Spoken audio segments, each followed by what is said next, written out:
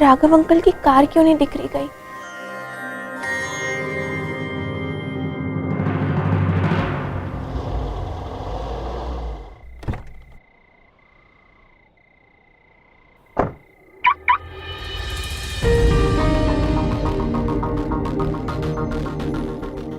Mobile मिल गया है, screen टूट गया था, फोन ऑन नहीं हो रहा था,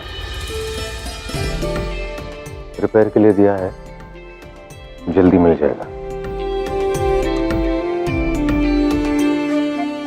चलो, भावना जी को कुछ तो चैन पड़ेगा।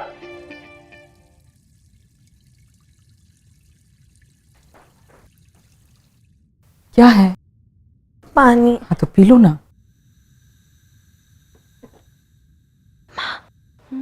वो मिल गया। सच? हाँ, बस ना उसकी स्क्रीन टूट गई थी तो इसलिए उसे रिपेयरिंग के लिए दे दिया है। राघव जी, आप तो फरिश्ता बनकर आए मेरी जिंदगी में। भगवान आपकी सारी इच्छाएं पूरी करे, आप हमेशा खुश रहें।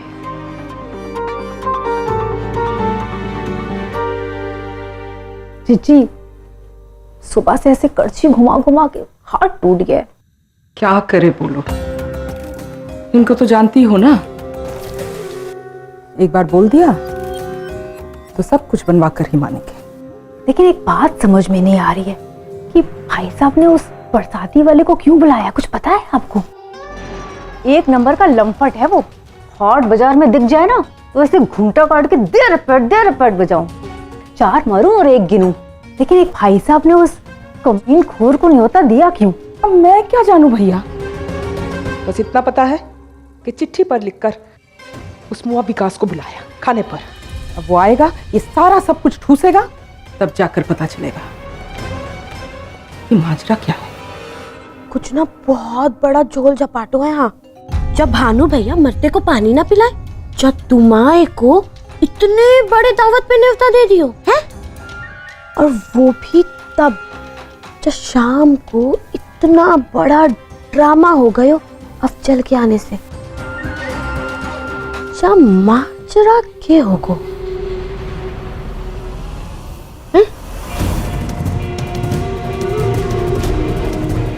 हमारी पूनम की चांद, बात तो सही है तुम्हारी।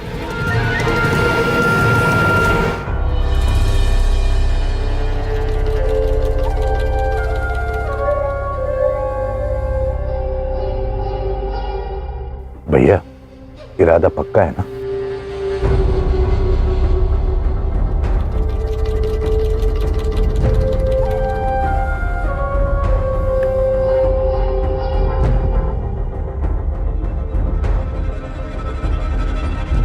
मैंने तो इरादा कर लिया है, तुम्हें कोई आपत्ति हो तो बताने का कष्ट करो। नहीं भैया, कोई आपत्ति नहीं है, मैं तैयार हूं। नमस्ते भानु भैया।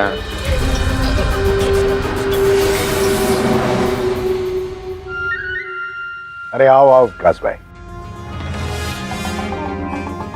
बैठो।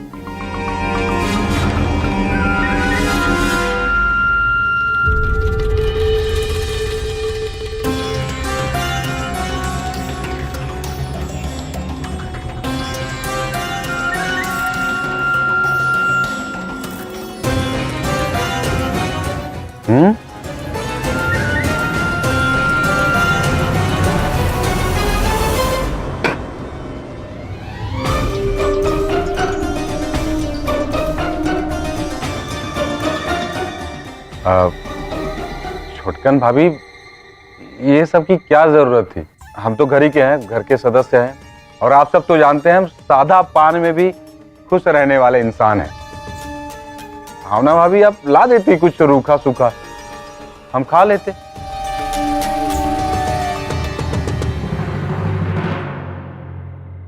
इसमें कहीं जहर वहर तो नहीं है?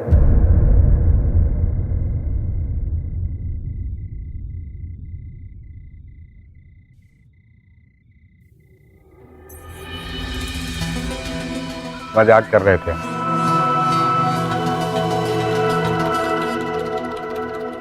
विकास भाई, भैया आपसे कुछ जरूरी बात करना चाहते हैं। जरूरी बात, वो भी भोज पे? हाँ, भैया ने, मेरा मतलब है मैंने और भैया ने फैसला किया है बरसाती वाला कमरा हम कानूनन तौर पर आपको दे दें।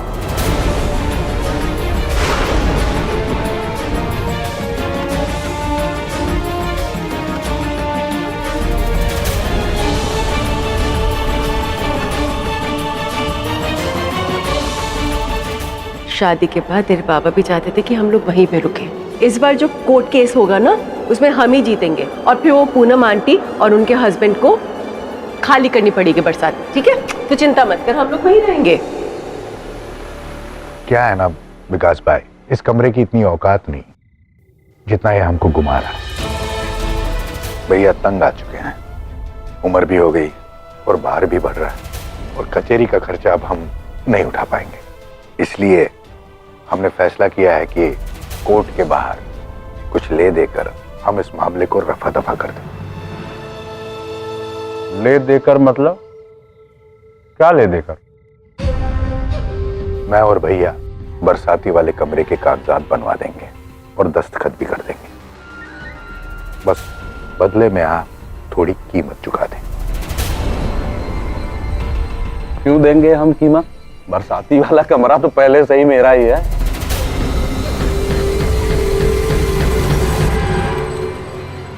विकास भाई, अब खुल के बात हो रही है तो खुल के ही बात करते हैं। अगर बरसाती वाला कमरा आपका होता तो इतने साल आप कचहरी में जूते घिसते? अरे समझो बात को, थोड़ी कीमत चुका दो। बाजार में जो भाव चल रहा है उसे थोड़ा कम दे देना। घर का मामला है, समझ लेंगे। तो ये बात थी। पान के बीज में निम्बोरी डाल के खिलाना चाह रहे थे हमें। मैं भी सोचूं ये इंसान अपने पिता के पैर तक न दबाए अगर उनकी चप्पल ना चुरानी हो इसे।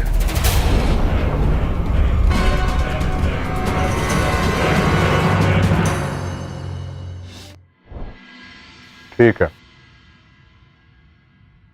करते हैं।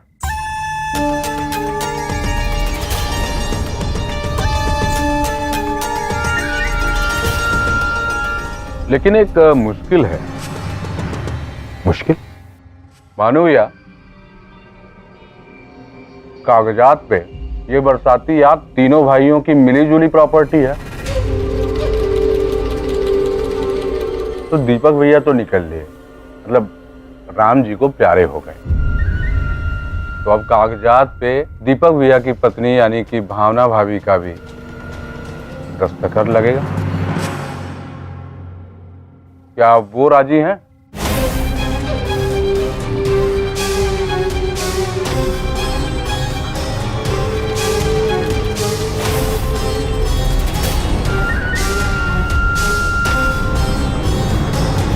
अरे भावना को क्या ही दिक्कत होगी? भावना हमारे फैसले के बाहर थोड़ी ना है। जो हमारा फैसला वही भावना का फैसला।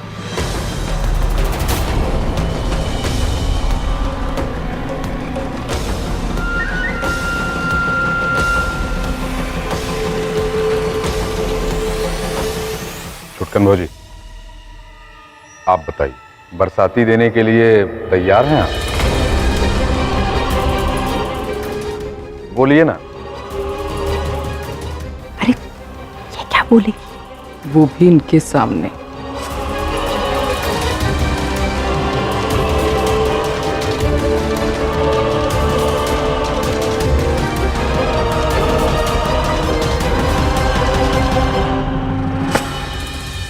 जी भैया, भानु भैया कह रहे हैं कि इस सदन में लोकमत का चलन नहीं है विकास। इस सदन में एक ही मत चलता है और वो है भानु का मत। भानु की गर्दन जिस दिशा में घूम गई, इस सदन का मत भी उसी दिशा में घूम जाता है। किसी से कुछ पूछने की आवश्यकता नहीं है। भावना भाभी, आप बताइए, क्या आप भानु भैया की बात से सहमत हैं या नहीं?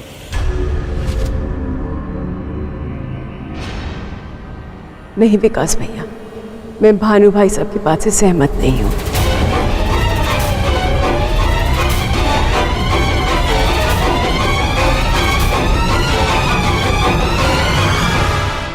मैं आपको बरसाती वाला कमरा नहीं दे सकती हूँ।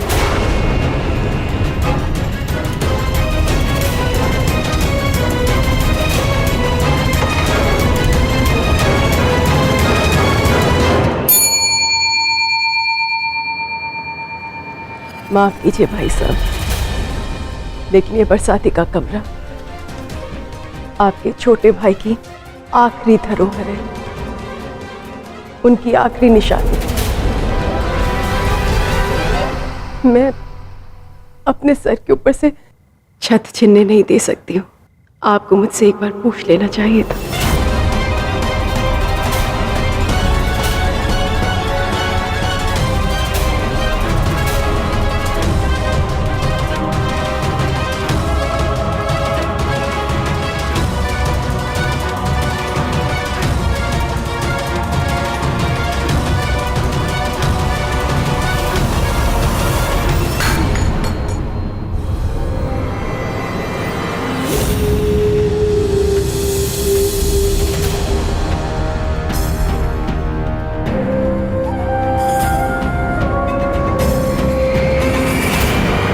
भाई साहब, आपके छोटे भाई को गुजरे 6 महीने हुए और इन 6 महीनों में मेरी पूरी की पूरी जिंदगी बदल गई है। लेकिन भगवान जानता है कि कैसे मैंने इस परिवार के कंधे का सहारा लेके फिर से खड़ा होना सीखा है। आज मैं जिंदा हूं तो सिर्फ आप लोगों की वजह से। मैं आप लोगों को ही अपना सब कुछ मानती हूँ, लेकिन भाई साहब, आपने इतना बड़ा फैसला लेने से पहले मुझसे पूछना तो छोड़िए, मुझसे बात तक करने की जरूरत नहीं समझी। जैसे मैं इस घर में कोई मायने ही नहीं रखती हूँ। भाई साहब, मैं अपना हिस्सा नहीं मांग रही हूँ, मैं इस परिवार में अपनी जगह ढूंढ रही हूँ। भाई साहब,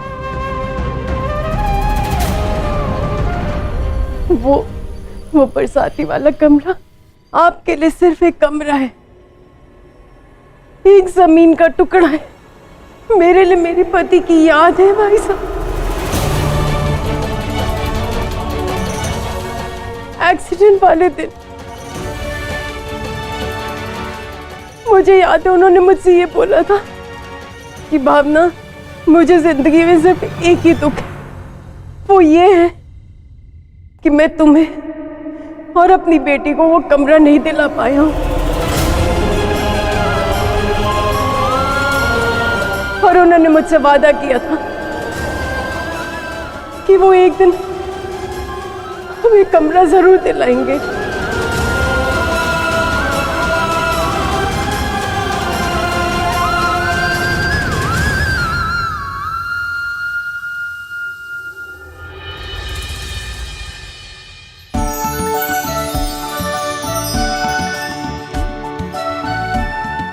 इतना रुक, मैं दे रही हूँ ना। मैंने ले लिया। ये मुखवास है, नमकीन फरसान नहीं है। पता है पापा। बस कर, खाने दो ना आप मेरे को।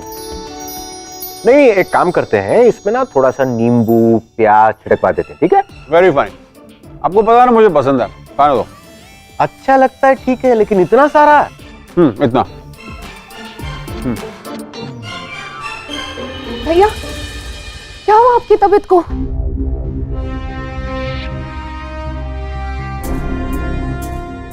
मेरी तबीयत को क्या हुआ? मैं तो बिल्कुल ठीक हूँ। देखिए भैया, मुझसे मत छुपाइए, सच सच बताइए क्या हुआ है आपको।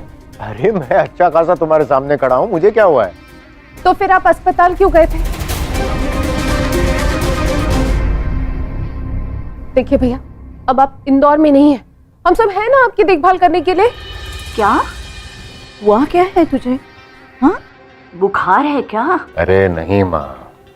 तो देखिए ना मम्मी जी, वो तो आरू ने मुझे बताया कि भैया अस्पताल गए थे, वरना पता भी नहीं चलता। तुम राघव हॉस्पिटल गए थे?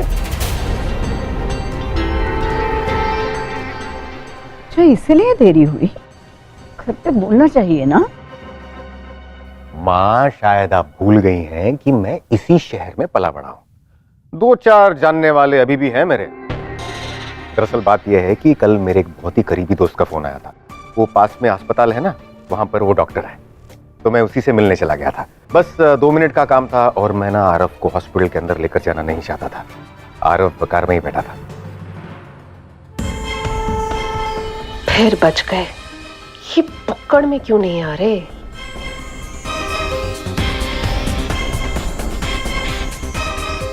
भैया, आपकी गाड़ी की चाबी देना। वो अरु का बैग आपकी गाड़ी में ही है।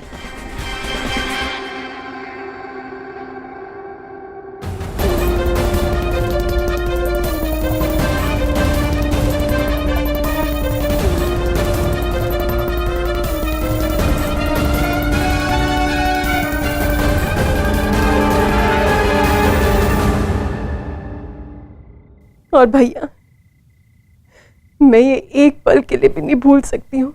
मेरे पति की आखिरी इच्छा आपकी वजह से पूरी नहीं हुई।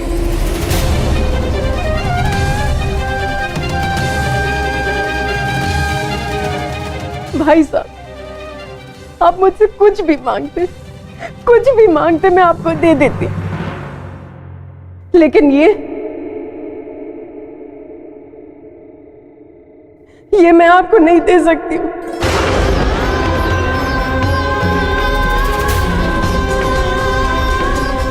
क्योंकि मैं अपने पति की इच्छाओं को सिर्फ याद कर आंसू बहाना नहीं चाहती हूँ। मैं उनकी इच्छाओं को पूरी करना चाहती हूँ।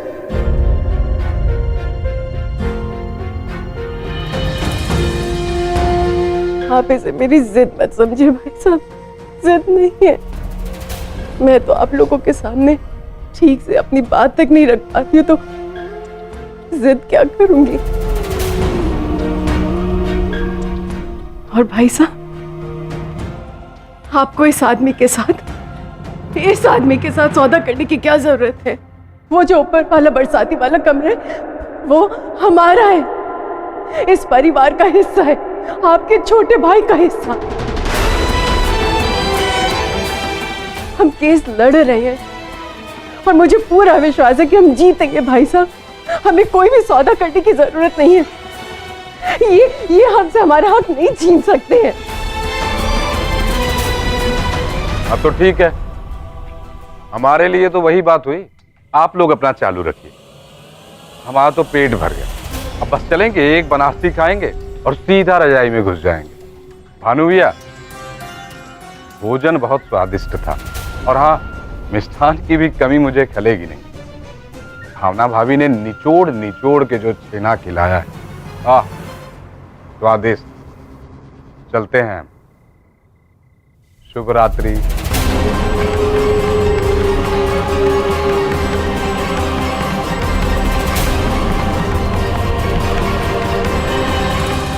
हमारे पिया जी, जहाँ हमें तो पहले से ही मालूम था, जहाँ ने पल्लू में छुरी छुपा के रखो है। हाँ, ये हमारी पूनम की चांद, तुम परेशान मत हो।